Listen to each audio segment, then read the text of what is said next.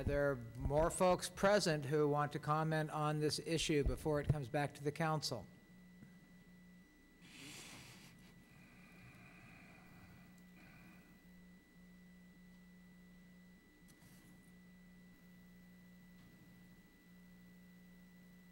Many thanks to all of you for your time and having been so thoughtful and considerate on this issue. There have been so many things that have been raised, questions that have been asked. Could you please state your name? I'm sorry, Jan Allegretti. Jan Allegretti.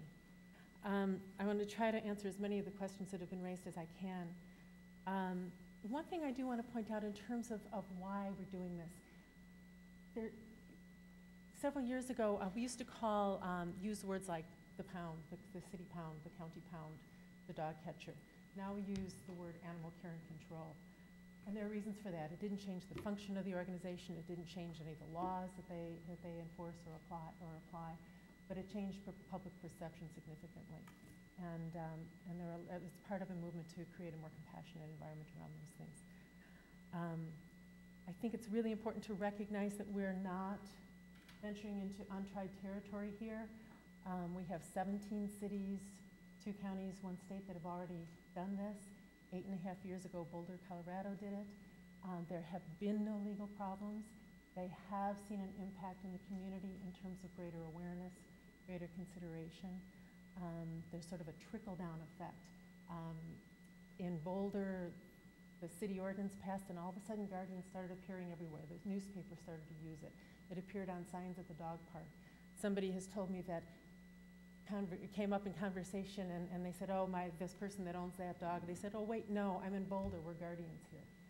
So it has a ripple effect. But again, there have been no problems. We have statements from, and all of you have received statements from people who work in animal care and control and in humane societies, who testify to the fact that this is valid, that there have been no problems. Jan McHugh-Smith is president of the San Francisco SPCA. She was also CEO of the Boulder Humane Society when they passed this ordinance.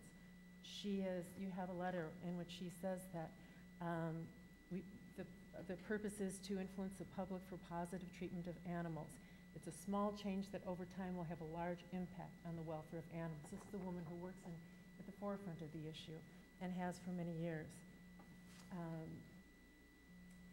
As many people have said, we've already had a wonderful dialogue.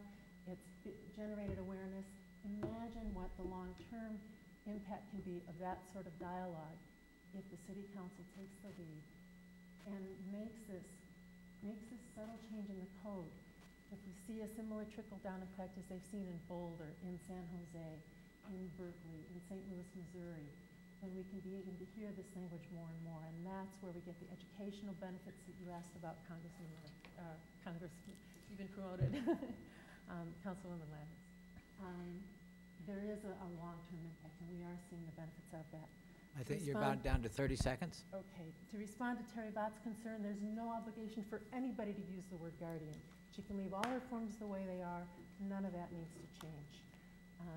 So I would just ask that we not go looking for weapons of mass destruction. Those weren't there 8 years ago, and they weren't there in Boulder. They still haven't been found in any of these other 17 cities.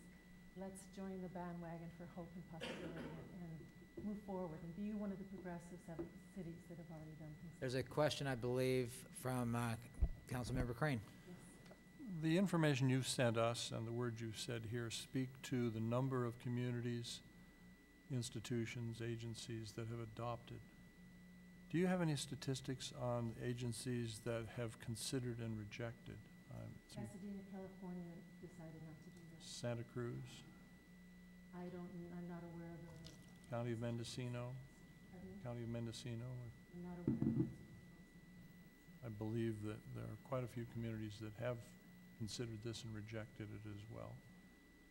I would really love to see some information about that. As far as I know, Pasadena is the only one that I'm aware of. Thank you. And again, 17 have adopted it with no problems whatsoever. So far. My question is, what jurisdictions north of San Francisco Bay are you aware of that have endorsed this change? north of San Francisco Bay, Sebastopol. I don't know if you're counting Berkeley as north of San Francisco, but a lot of cities outside of California have.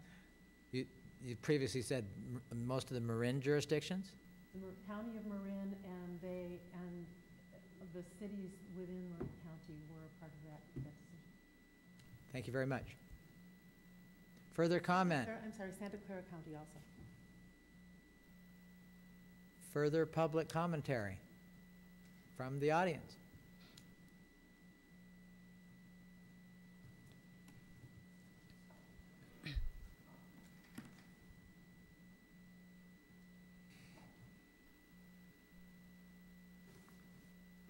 Hi, my name is Katie Summers, and I do reside in the city of Ukiah, and am a business owner within the city of Ukiah. I just wanted to briefly address specifically a couple of issues that were brought up. One were some of the fears that Terry had mentioned as a business owner. And I just want to say I've been watching the Guardian Initiative since it started maybe 9 years ago.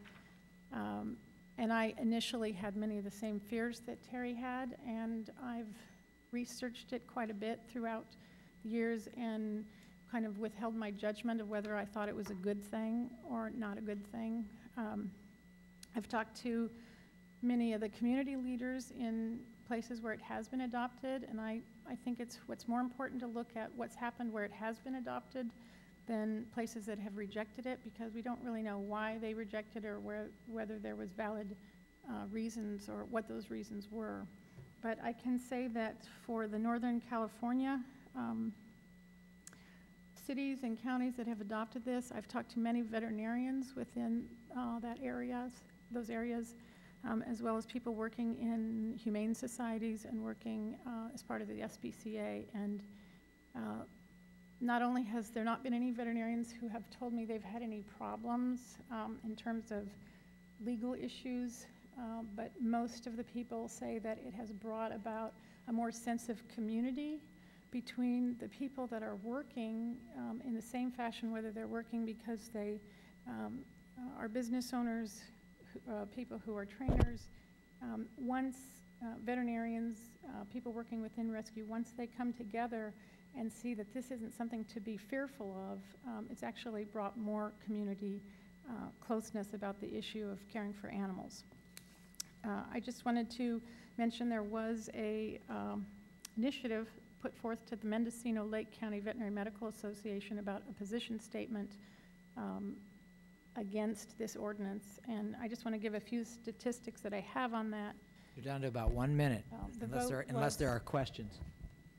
The vote was 11-9 opposing this ordinance. The vote was put into 2 different counties, but I'm submitting a letter, and these are veterinarians, myself, Sarah Rice, Lauren LaRue, who's also a professional dog breeder, Jim Plum, Charlotte Burns, Frank Merritt, and Carrie Levin, all in support of this issue, of this initiative in changing the wording to guardian and/or owner guardian. So these are all veterinarians that are local in our city or practice in our city or very close in the Ukiah general community. They have practice within that area. And not all veterinarians were able to vote because not all veterinarians in this area are part of the Mendo Lake Veterinary Medical Association. So I just wanted to clarify that. One last thing, Lisa Mina mentioned the dogs being sold to laboratories. We were the second to the last county in the state of California to stop selling animals to labs for lab testing. And I hope that we're not going to be the last county to recognize that this issue is really something that can be progressive and help present awareness about caring for the animals. I do have a question in terms of, I assume there are some forms, release forms that you require